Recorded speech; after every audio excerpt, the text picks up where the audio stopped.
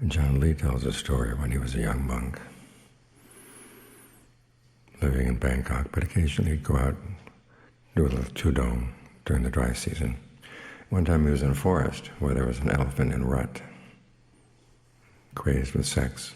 It's called rut because there's this liquid that comes out of its glands near its ears. It was going around, as it says, stabbing people with its tusks. So the villagers near where he was staying came into the forest and said, "Please come out of the forest because it's dangerous." But he said no, he was confident in the power of his mind. So one day as he was sitting and meditating, the elephant did come to the clearing where he was staying. He took one look at the elephant, and before he knew it, he was climbing up a tree. And something in his mind said to him, "You're not for real. You're afraid to die. Those who are afraid to die will come back and die many more times." So he sat down, back down on the ground, faced the elephant, and then spread lots and lots of goodwill. The elephant stopped for a bit, wiggled his ears a bit, and then walked out of the clearing.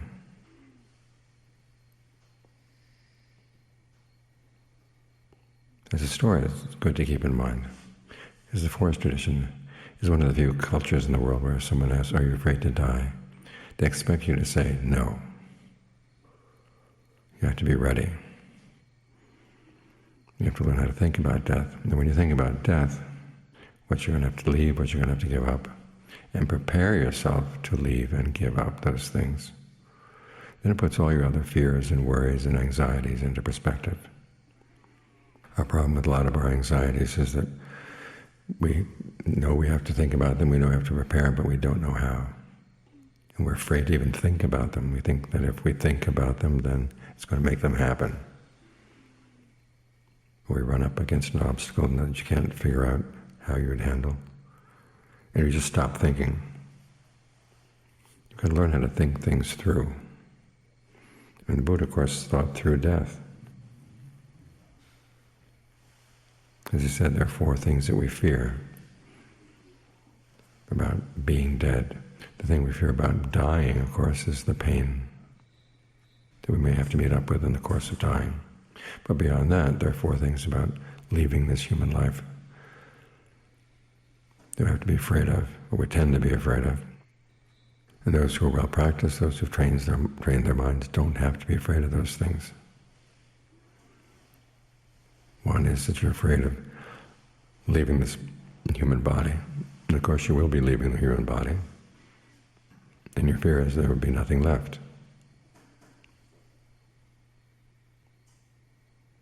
So this is one of the reasons why we practice meditation. Get the mind into the states of jhana, using the body, and then we can go beyond them. But even before we go beyond them, we stop and think about, well, what is this body we have here anyhow? You go down through the different parts. Is there any part that you'd like to put on your pillow next to you when you go to sleep? Even your skin, if you took it off the body and put it on a pile next to you, you'd run away. And that's what makes the body okay enough to look at. Without the skin, all the different organs gets even worse. Yet here we are attached to it. Of course, a lot of attachment has not to do with the parts of the body, but what we can do with the human body. And this is why it's good to be able to get the mind into a state where you can focus on the sense of space, realizing that the mind can be perfectly content, perfectly happy, without any reference to the body at all.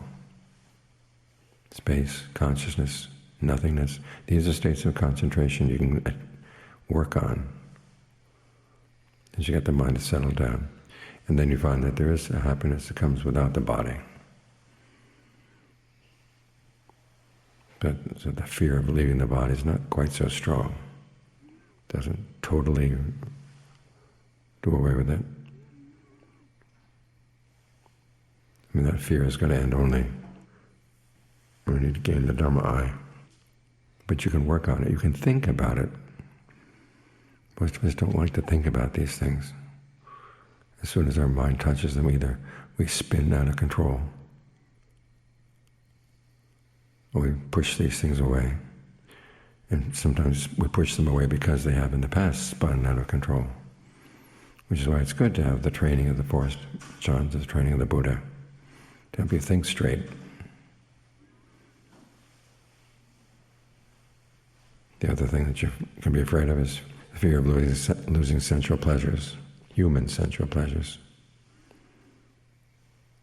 This is another reason why we practice meditation, finding a sense of well-being that doesn't have to do with sensuality at all.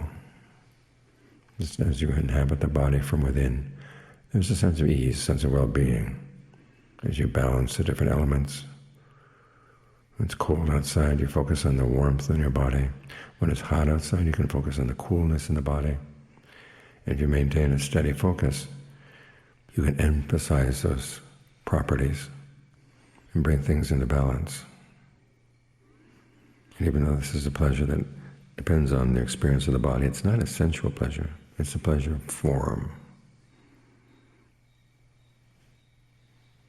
And again, makes you realize that if you had to leave this human body, it wouldn't be all that bad. You can have this as a place to go to. One of John Fung's students was meditating one night, and she had this voice come into her head again that said, "You're going to die tonight." So she told herself, well, if I'm going to die, I might as well die meditating. So she sat in meditation. And she said it was like a house on fire. No matter where she focused in the body, she couldn't stay. It was all pain. Then she saw space. So she focused on the sense of space. It surrounds the body, that permeates the body. And there was no suffering there at all. At least none of the suffering that would come from the body. And then after all, she returned to the body and found everything had settled back down to normal. She didn't die. The voice was lying to her. But she learned a good lesson. When you can't stay with the body, there is space. When you have to leave human sensual pleasures, there's the pleasure of concentration.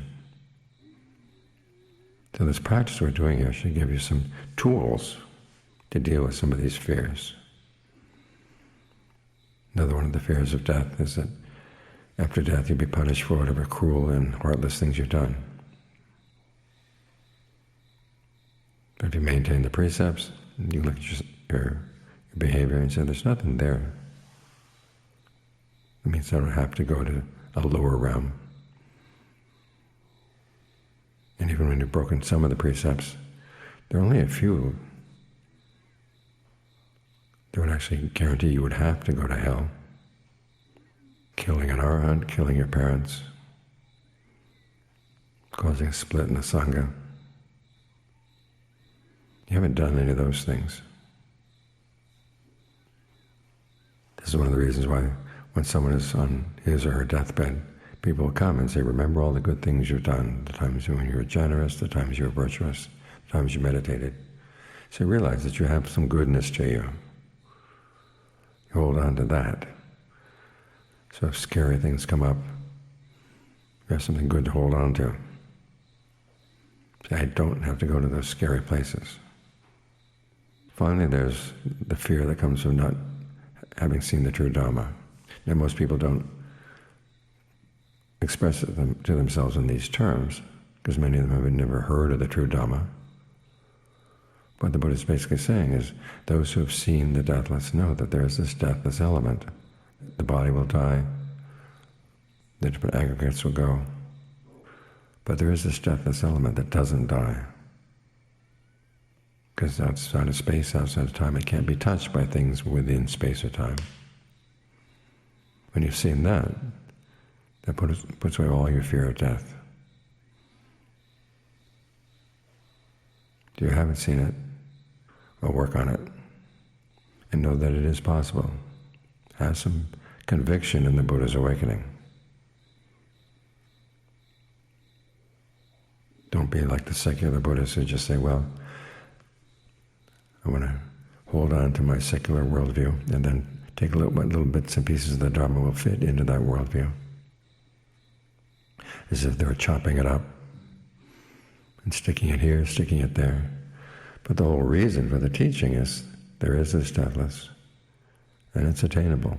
First thing the Buddha said to his first students after his awakening, the deathless has been attained.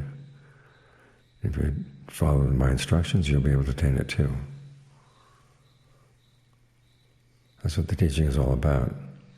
So taking the bits and pieces out of the teaching, out of that context, will of course change their meaning and deprive them of their power.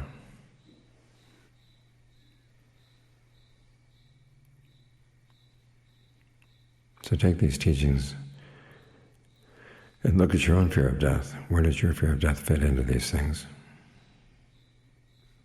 When you learn how to, you can think calmly about your death, realizing that there's work to be done, and you're prepared to do it.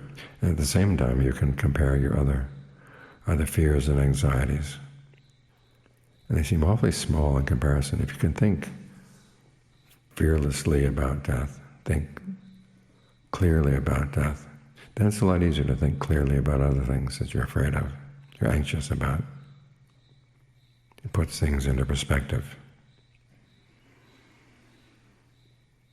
This is why the teachings on karma and rebirth were among those that the Buddha included in his handful of leaves.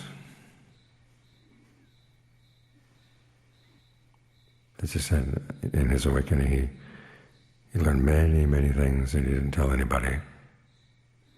He told them only things that would be useful, put an end to suffering. So when he chose karma and chose rebirth, he definitely knew what he was doing. You read people who say, well, he was enlightened about some things but didn't realize the full implications of his discovery. Or that he was bound by his culture. They don't know what they're talking about. They're the ones who are bound by their culture. The Buddha taught karma, he taught rebirth, because these are useful teachings for putting an end to suffering, helping us think about the situation we find ourselves in, with this body that's going to die.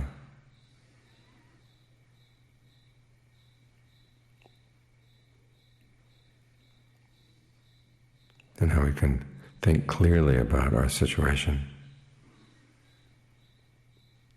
so we don't have to be afraid, so that, in John Lee's terms, we can be real.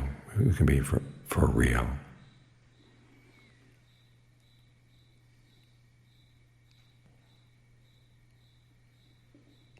Trying to find the deathless means that we have to face death squarely. Think about it clearly. When you can think clearly about death, it helps you think clearly about a lot of other fears, so they don't dominate the mind.